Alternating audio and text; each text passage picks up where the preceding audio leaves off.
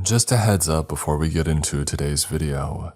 Go and support the author and check out his YouTube channel, Black Volumes. It'll be linked below in the description.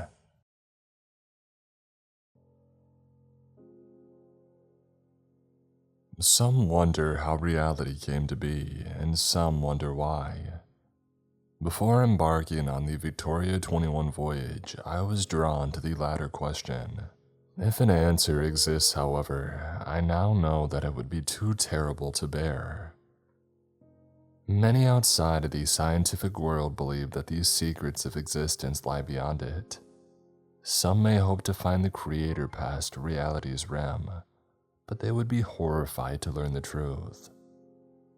Most in the scientific community, of course, claim there to be no beyond at all, nothing but our tangible plane. Still, even they have never publicly offered a fixed answer. After all, even if nothing exists beyond the universe, another question remains. Is reality finite or infinite? Cosmologists have long sought to chart the bounds of existence. Some say that we simply live in an endless universe, but others claim it to be so colossal that it appears endless.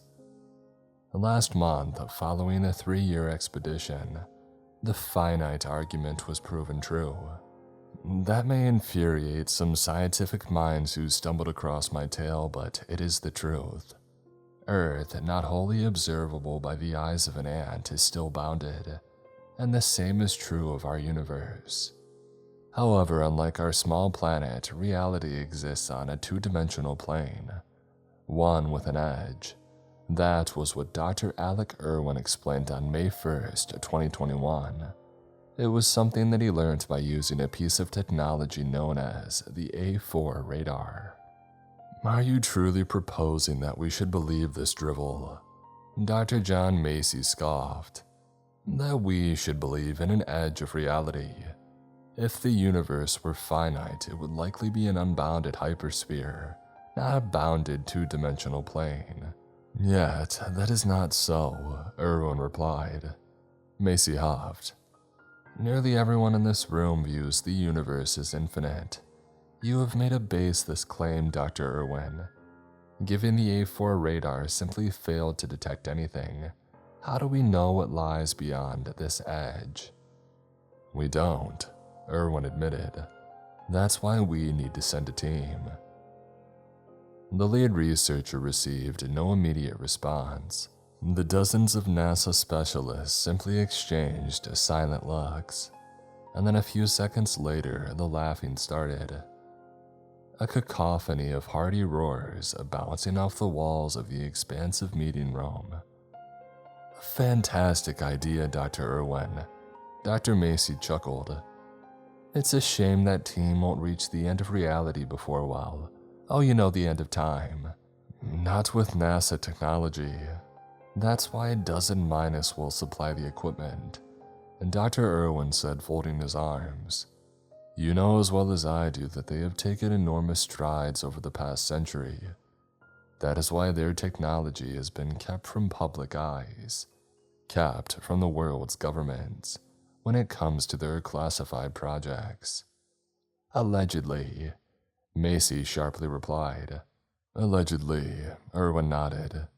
Listen, this wouldn't be the first collaboration. We have used their spacecraft before. Machines far beyond our capabilities, far beyond the capabilities of man.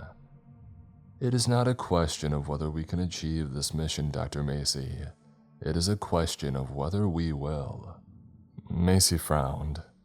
Fine, I'll amend what I said. If we launch a dozen minus craft today, we should reach the edge of the universe in 1,000 centuries or so. Not if we use a splinter, Dr. Irwin muttered. Dr. Macy was immediately silenced. The room's wave of laughter faded, finally lapping against the shore. It faded as these scientists realized one by one that Dr. Irwin had not simply entertained a foolish notion. He had lost his mind. The splinters which appeared decades ago in distant parts of reality are anomalies. anomalies of unknown origin with varying purposes. Most, of course, lead to galaxies beyond our reach. One in particular leads past all known galaxies, past the observable universe. I thought that we were here to hold a serious meeting, Dr. Macy eventually said. I am serious, Dr. Irwin replied. The S-79 Splinter has fascinated me since it first emerged in late 2010. I used it, in fact, to send the A4 radar to the edge of reality, to retrieve data trillions of light years away, and the evidence is undeniable. S-79 would propel the latest dozen-minus craft, Victoria 21, to a point far beyond our observable realm, a point near the edge detected by the A4 radar. This voyage would involve a 1-month journey to S-79's entry point, followed by a 1-year journey from its exit point to the detected edge. Macy shook his head slowly. You're not the scientist that I remember, Dr. Irwin. Not the one that I thought you were, at least. And what kind of scientist am I, Dr. Macy? Irwin responded, narrowing his eyes. One who actively seeks to advance mankind, or one who simply writes theses? I'm a man of principle, Macy growled in response. I would never propose a mission that puts lives at risk. Let us not forget the result of your last expedition. I anticipated that jab, Dr. Irwin said. This isn't the same as the Flores mission. Dr. Macy sighed. Alec, when it comes to dozen minus, everything ends the same way. They operate in a way that we do not fully understand. They offer gifts that should be impossible not only in our lifetimes, but 1,000 lifetimes from now. The man then turned to address the rest of the room. This is not a company to be trusted, people. Do not let Dr. Irwin sway you. Do not let advanced technology sway you. Why is it that whenever Stefan Blom provides support for projects, they always seem to end disastrously? The interests of dozen minus are not the interests of... Enough. Emmett Cade, NASA's OTR director, interjected. Dr. Macy, you know that these meetings are about more than the interests of any organization.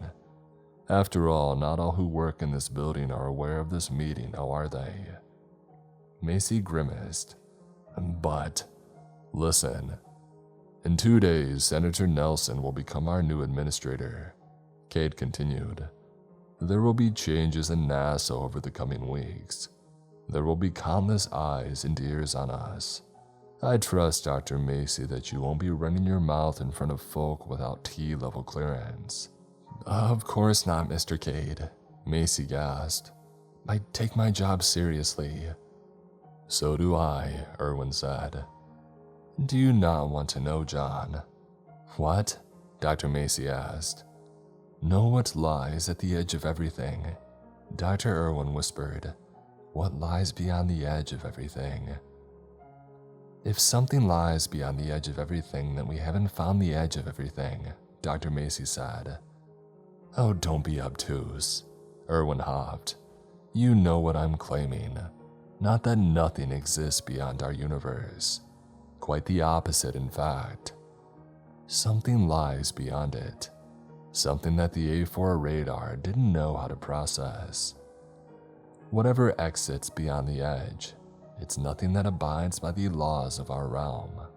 Nothing that. Exactly nothing. The A4 radar picked up nothing. Dr. Macy interrupted.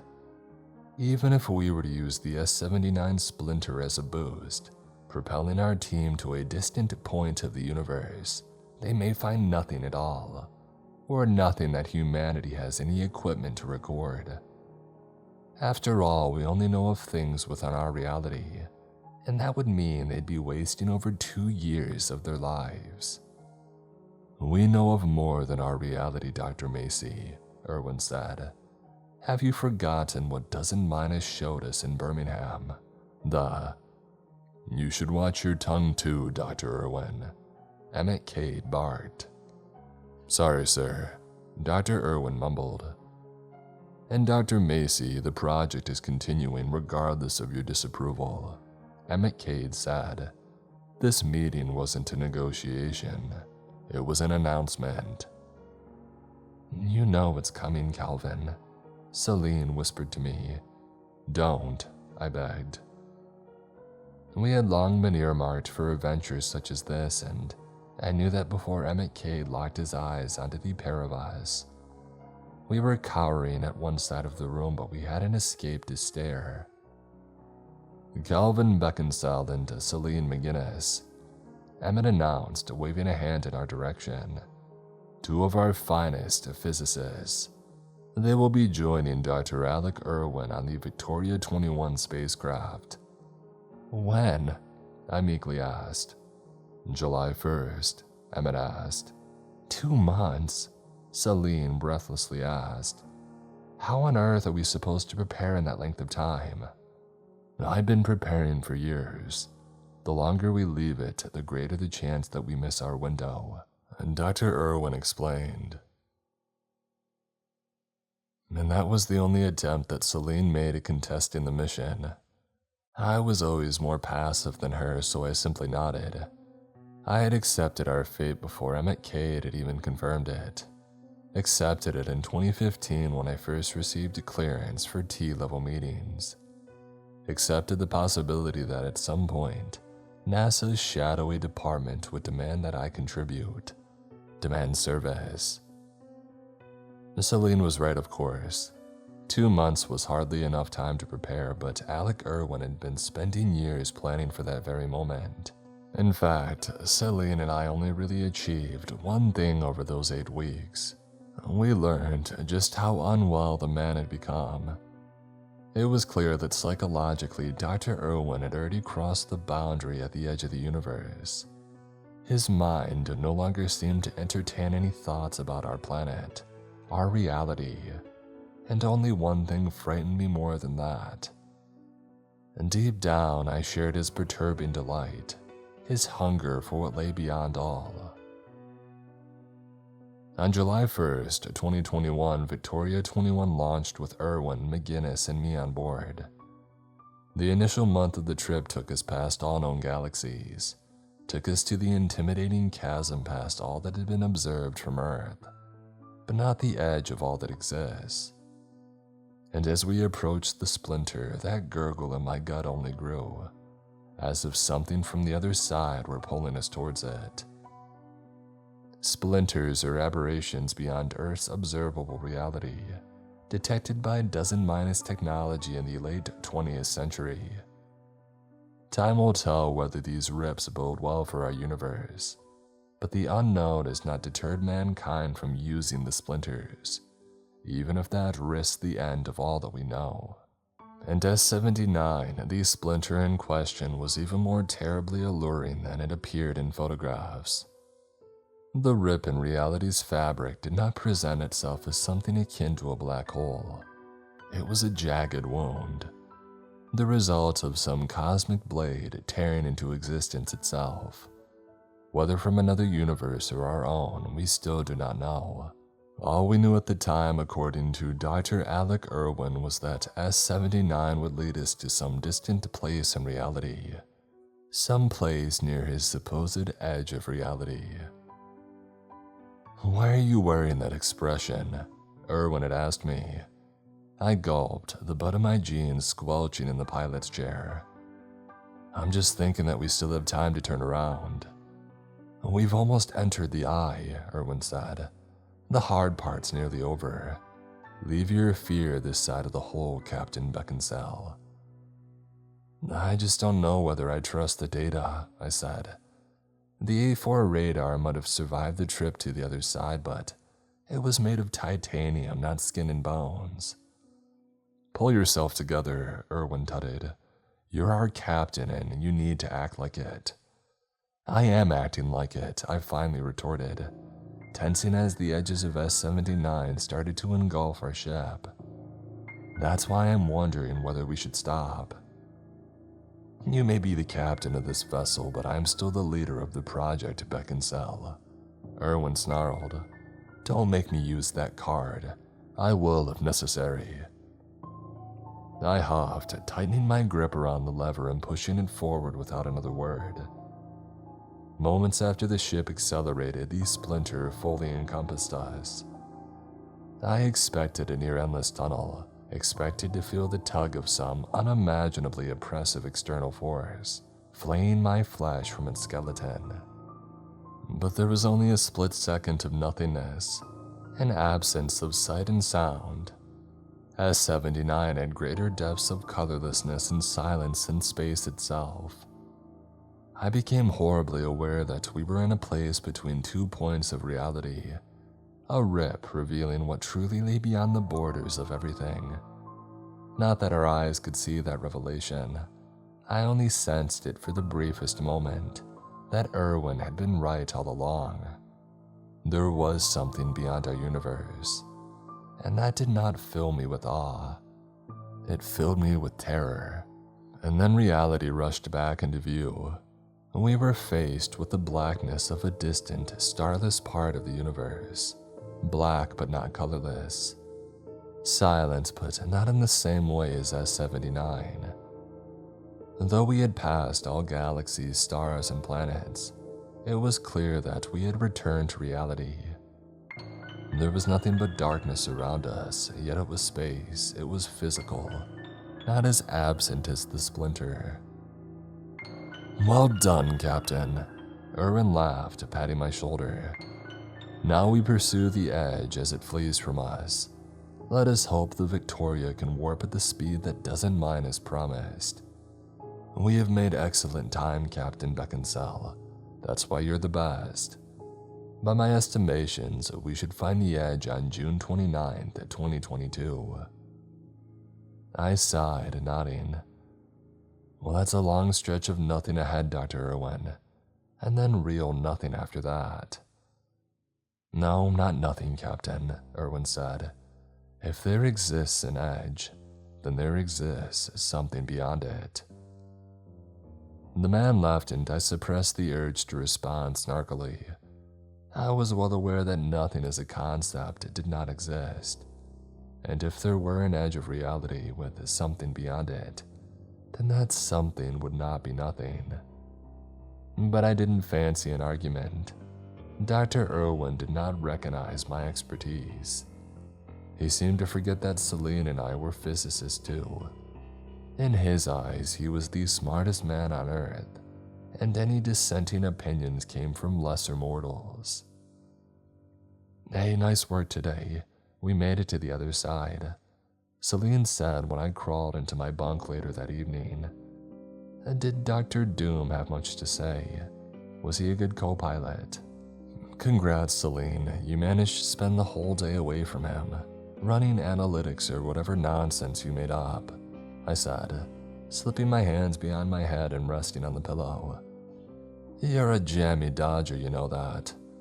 Oh, I'm sorry, Governor. Celine smirked, poorly imitating my accent. Oh, whatever, Yankee Doodle, I said as the woman peered over her top bunk. You really know how to flirt, Calvin, don't you? She replied, slipping down the ladder. I laughed. Of course I do, it's that classic English charm. How about you come over here and Yankee my...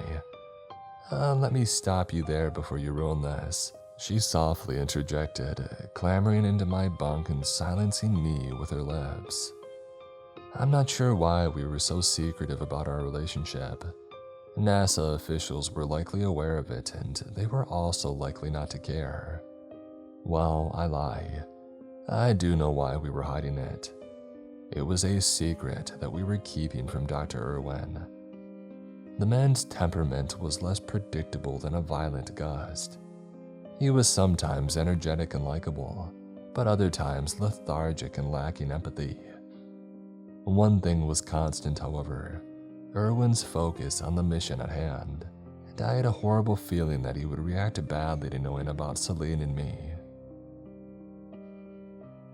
Months rushed by, only the passage of time reassured me that we were moving ahead, rather than being stuck in some perpetual purgatory. Blackness gushed past the viewpoints of the ship, so it was difficult to measure distance with eyes alone. Surprisingly, however, the journey didn't make us as irritable as I imagined it would. Erwin was giddy about finding the edge, and Celine and I were giddy about each other. On occasions, we even shared joyous moments with Alec himself. He was not a monster. Back at NASA, I hadn't ever had a reason to dislike the man.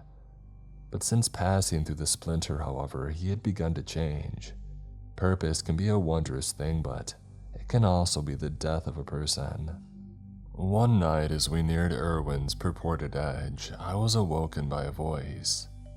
Celine was sleeping soundly, so I delicately scooped her arm off my chest and slipped out of bed. As I tiptoed along the ship's main walkway, the voice had loudened, and I found Dr. Erwin near a side viewport, staring into the abyss of the cosmos. "Just let us see," the man mumbled. "Dr. Erwin?" I said. "It's there," he muttered. I looked at the man's face and realized that he wasn't staring at all. His eyes were closed and he was sleepwalking. Of course, that didn't make his ramblings any less disquieting. As I looked into the blackness, I was sure that I could see it too. Beyond all, the thing that I had seen in the splinter, if it were anything that we could call the thing. Again, I didn't see it with my eyes but my flesh. Goosebumps coated me, and I knew that we were approaching the edge. I didn't tell Celine what I saw. I crawled silently back into bed, closed my eyes, and stayed awake for the rest of the morning. Or rather, failed to sleep. When her alarm sounded at 6, I pretended to wake alongside her. "You okay?" she asked.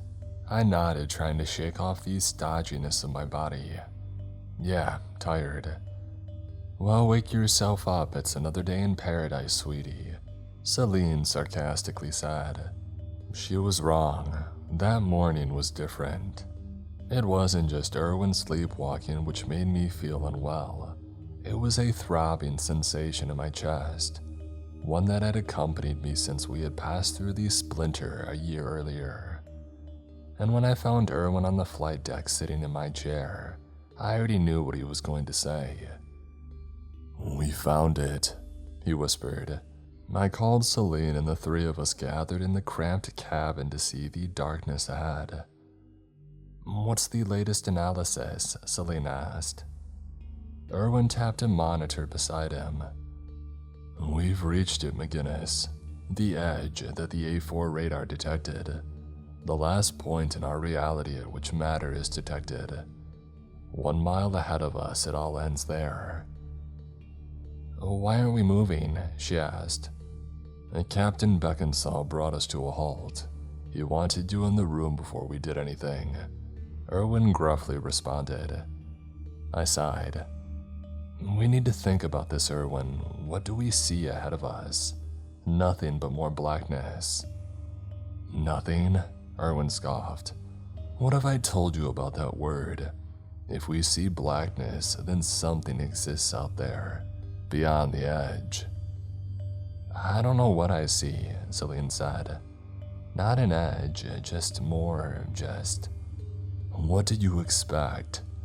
Dr. Erwin asked, swiveling to her face. "A line in the sand, a border between our reality and whatever lies beyond. We are stepping into the unknown, McGinnis. We have no idea what we might find, what we might see or not see. Which is exactly why I think we should send a transmission home," I said. "We need to discuss our findings with ground control, collect data, and then..." "What, twiddle our thumbs?" Erwin interrupted. "I've been doing that for years, Captain Beckinsale. Collecting endless readings, conducting analysis. And what did I find? Nothing that could be read by the A4. Nothing that anyone at NASA understood. We've exhausted all other options. There is only one way to find any sort of answer. pushing onwards. I paused, keeping my eyes on the viewport to avoid the gazes of Celine and Alec. They were waiting for me to make a decision. I knew that Dr. Irwin hungered to explore the beyond, so had I, before the splinter worked its way into my mind, before it made me realize that horror awaited. I looked at Celine and a thought crossed my mind. I hadn't asked her out. Over the past year, I hadn't asked her whether she felt it too. The something that lay beyond all. The thing that had seemed so close during the second that we spent within the splinter, between 2 points of reality. Perhaps I had been too afraid to know. "Captain," Dr. Irwin said gently. "It might crush us into oblivion," I whispered. "You know that McGinnis and I didn't volunteer for this mission, don't you? We didn't volunteer to die." "You could have walked away, but you didn't," Irwin said. "Nobody walks away from T-level," I replied. The doctor shook his head. "Don't make it sound like a prison. You chose to be involved with the T-level department. You chose to learn of the things that NASA doesn't want anyone to know. You and McGinnis both. You joined because you wanted more. You wanted to see something that hadn't been seen." "He's right, Captain," Celine said timidly, no longer meeting my gaze. "This is our legacy." "I'm starting to think that a legacy doesn't matter," I said, begrudgingly scooting Irwin out of my chair. "After we die, nothing matters." "I don't think death exists in the beyond," Irwin whispered, clutching my shoulder as I sat down and placed a hand on the lever. "And I think you know that too." I eyed the monitor as I propelled the Victoria 21 forwards, and I watched as we approached the edge of all that our craft's radar could detect. The edge of matter. As for what existed in the beyond, we were about to find out, and I was certain that we were about to be obliterated. My fingers curled firmly around the lever, trembling as the ship's radar displayed less and less of existence. And then, without a bang, we experienced it again. Something not dissimilar to the nothingness of the splinter, yet far worse, far more terrifying. A blackness that didn't devour us but swallowed us nonetheless. We passed to the edge. "My word," Irwin whispered. We're alive." My knuckles whitened atop the lever. "I knew it. I knew you weren't as certain as you claimed to be. To be certain of anything is the poison of a thinking mind. I am never certain, Captain, and no matter what we experience from here onwards, we must be discerning. We must not trust our senses." For a man so seemingly uncertain, Dr. Irwin sounded confident to me. Strangely so, as if he were privy to some knowledge beyond me. I thought back to his unnerving sleep talking, and I started to think that, when we had entered S-79, he might have experienced more than me. Might have seen, heard, or felt something that gave him a reason to say such things. My thoughts returned to reality when the lever retracted, snapping backwards with such force that it sprained my wrist. "God!" I yelled, removing my hand and nursing it. Celine ran forwards as the ship lurched and then halted. "Are you okay, Captain?" Yeah, I panted heavily, noting that some unseen force in the darkness had obstructed the Victoria 21. We had not landed, not crashed. It was as if we were encased in some black gelatin, dark and dense muck that stalled the ship in its tracks. And no matter how much I tried to tinker with various controls, I saw no way of fixing the problem. After all, there was nothing to be fixed, no way of moving the Victoria. The engines and all other systems were in working order. We had simply been compressed by a black blanket. "We have to exit the craft," Irwin said. "I'm running tests," I replied.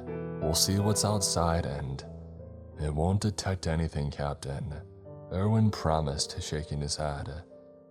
You haven't accepted it, have you? We are beyond reality. We must step outside and see what we find. It wants us to step outside. It doesn't, Celine whispered. Shocked, I twisted my head to face her and she offered me a sheepish expression. What do you mean? I asked. You're not going to question him, Celine said, raising an eyebrow as she nodded at Erwin. He talked about it too. Yes, but I didn't think you had seen it or felt it, I said. Well, I knew that the two of you had, she responded. You talk in your sleep, Calvin. Captain, Erwin corrected. There is a proper procedure, McGinnis, when it... Oh, just stop for a moment, Alec. Celine softly urged. We need to talk about what happened. We all saw something in the splinter, didn't we? There was nothing to see, Erwin said. No, Celine agreed.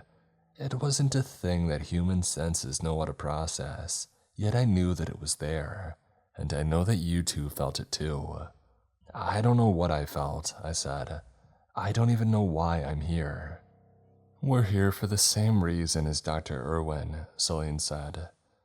We pretended to be different from him, but we were lying to ourselves, Captain. We could have turned around, we should have turned around. Absolutely no doubt about that. But it isn't in our nature, is it? It has nothing to do with the splinter, nothing to do with what we did or didn't feel. The three of us are broken in some way, and we hope to find something in the beyond, an answer that might fix us. I don't know what you mean, Erwin said, rising to his feet. This is about the progression of mankind. It is about the discovery of all discoveries. It has nothing to do with me. It has everything to do with you. It has everything to do with Calvin and me. We've always sought something bigger than us, something that might make us feel whole. Why else would we reach for the stars? Earth wasn't enough, Celine said. We brought ourselves here. That thing in the splinter didn't call to us. It told us to stay away and we didn't listen. I turned to face Celine and my mouth failed me. My entire body failed me as I struggled to process my surroundings. I was outside the ship. Victoria 21 sat behind me in the darkness. Not on a grounded surface, not on or in anything. And I too did not walk on ground.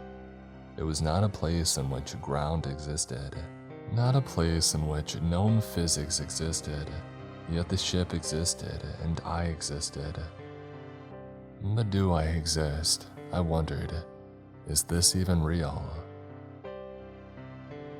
There was no time in that blackened nothingness, but I believe a lot of it passed before I realized that I was alone, realized that Celine and Alec were gone, and from what I distinguished, squinting through the primary viewport of Victoria 21, they, like me, were no longer on the flight deck. I tried to call for them, but there was no sound in that place, though I certainly tried to produce sound. And then a door creaked. The first noise in that silent existence. Something in the nothing. I turned rapidly and drowned in a wave of motion sickness as my surroundings entirely changed a second time. I was standing in a room, one with a floor, a ceiling, and walls of mahogany planks. A couple of grimy window panes revealed not blackness, but a white void outside. Every surface was decorated with various scribblings and paintings, depictions of humanoid things and creatures that I had never seen. Mostly the sheets displayed barely legible writing. Who is my maker? That question was handwritten across numerous sheets of paper, sometimes scrawled atop whatever other writing had already been on the notes. The sloppily written queries seemed to deteriorate as my eyes danced across the walls towards the door. These documents revealed the musings of something mad. I immediately wanted to try the door, but my neck itched. It told me that something awful lurked within the place, but it also told me that something lurked behind me. I rotated sharply, preparing to meet my doom, but I was greeted by something far worse. Something far beyond anything that I had ever expected my mortal eyes to behold.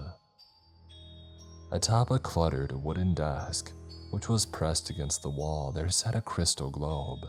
Within its unblemished, spherical shell, blackness swirled, harboring pinpricks of vibrant colors, an ever-moving gaseous fog which felt like the only warmth in that place, the universe itself.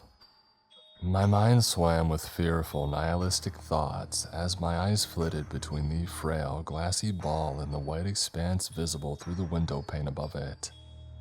Reality seemed so terribly small and insignificant. More horrifyingly, I thought of the thing that had carelessly left an item so precious on a wooden desk, resting unsupported on a pile of notes.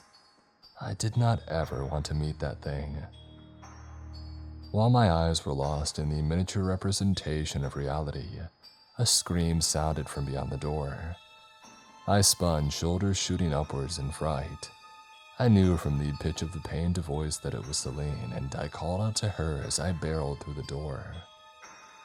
I found myself in a long hallway of mahogany, much like the first room, and standing on weak legs at the end of the corridor was Celine.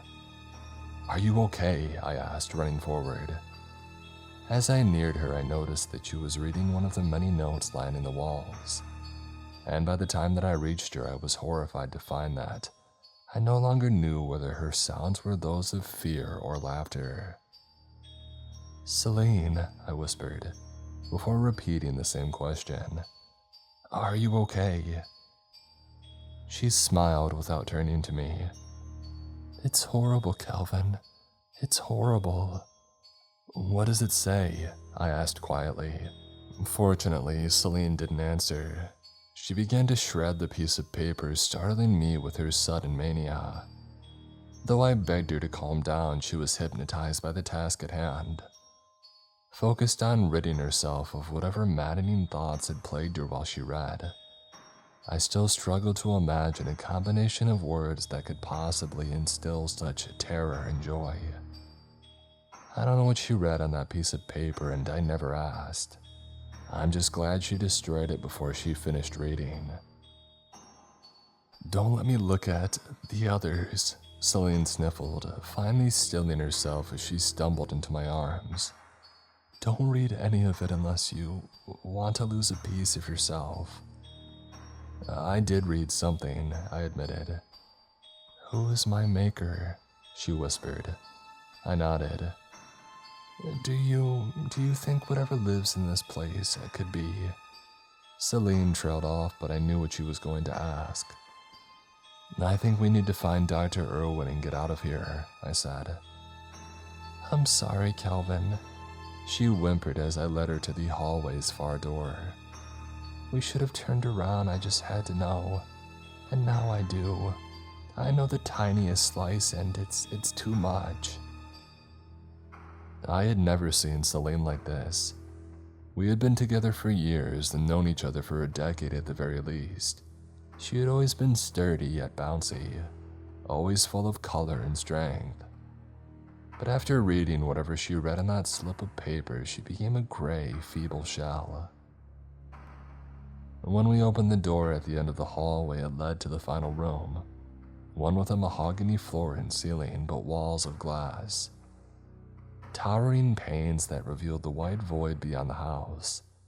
The claustrophobic nature of the dwelling, or what had once been a dwelling, existed in stark contrast to the eternal expanse beyond the universe. In stark contrast to the humongous nature of reality itself, which had been reduced to nothing more than a meager ball of glass. The house was a construct that felt too human for my liking. It felt false. "Alec," Celine whispered. I had been so lost in thought that I barely noticed the project leader standing in front of the glass wall ahead, gazing at the whiteness of the beyond. He didn't turn to face us when we had entered the room, though the sound of the creaking door loudly reverberated off the glass. Celine and I approached Dr. Irwin cautiously. and I half expected him to be muttering incoherently once more. It was worse than that, however. He wasn't making a sound, wasn't making a move.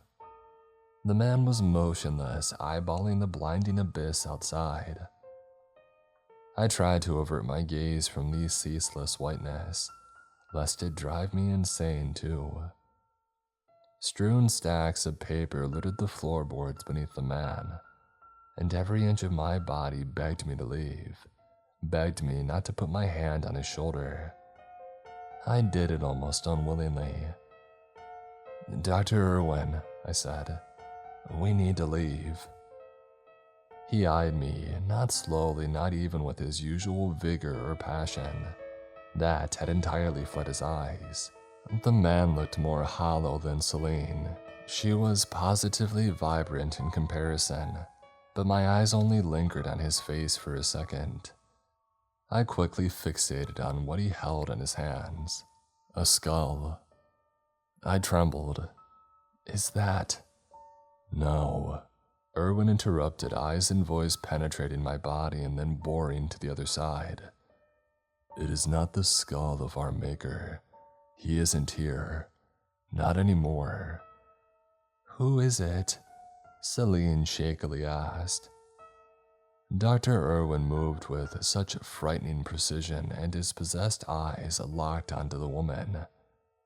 "Oh, don't you know, McGinnis?" he asked gleefully. "You've read his word." Celine shivered. "I only read a small segment, it was." "Beautiful," Irwin finished, brandishing bloody teeth. Celine and I took steps backwards, casting petrified looks at one another. I was grateful at that moment for her sharp thinking, grateful that she had summoned the strength to shred the note before passing the point of no return, before entirely losing herself. As I stared at the paper pile beneath Irwin's feet, I wondered at just how much of the maker's writings he had consumed. Above all else, I cursed myself for my curiosity.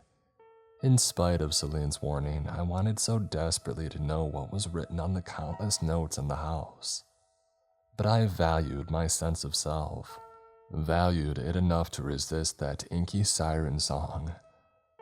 "What did you do, Alec?" Celine cried. "You really don't know," the man whispered, eyes still not seeing us.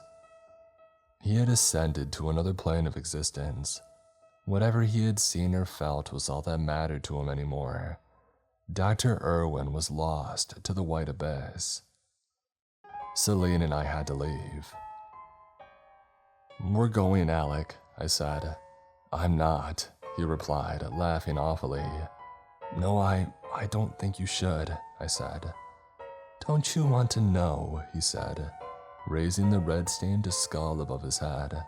"Don't you want to hear a secret about my trophy?" "Come on," Celine urged, tugging my sleeve. "Let's go." "This is me, Captain Beckinsale." Irwin cackled, thrusting his trophy into my arms as tears streamed from his bloodshot eyes.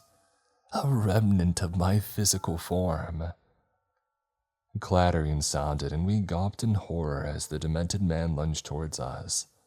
Following him in a trail on the wooden floor was a pile of bones that had leaked from his body. Detached sections of his skeleton fell through his flesh as he walked.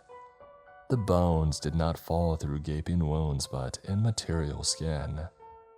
The man's body was an ethereal, spectral form.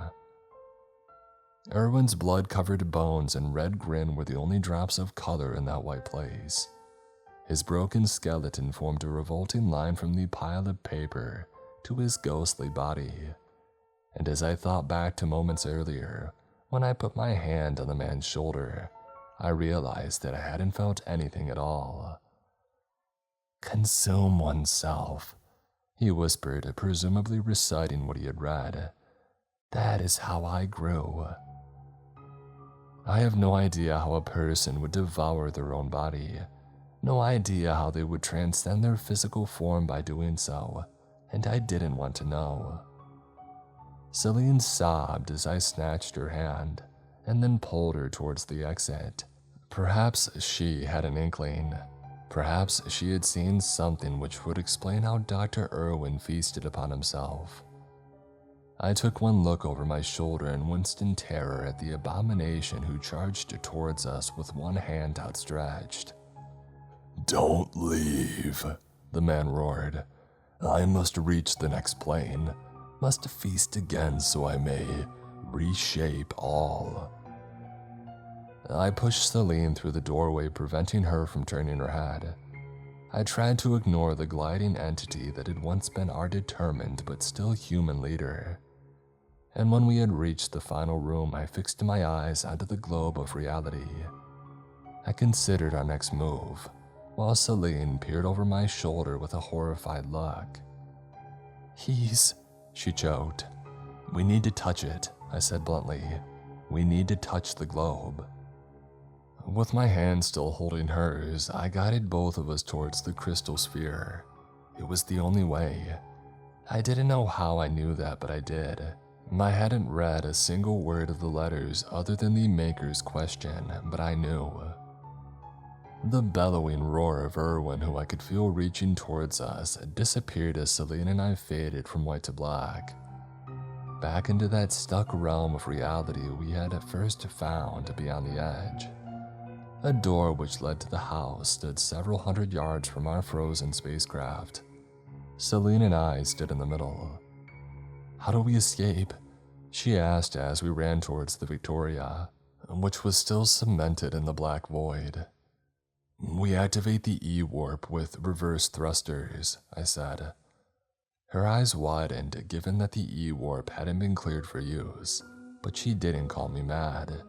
Didn't protest as we entered the vehicle and I beelined towards the flight deck. She knew as well as I did that nothing was mad in that place. I fired up a dozen Minus's experimental feature, one that might have ended in catastrophic failure. It was the only idea that I had, as the main thruster hadn't managed to budge the vehicle an inch.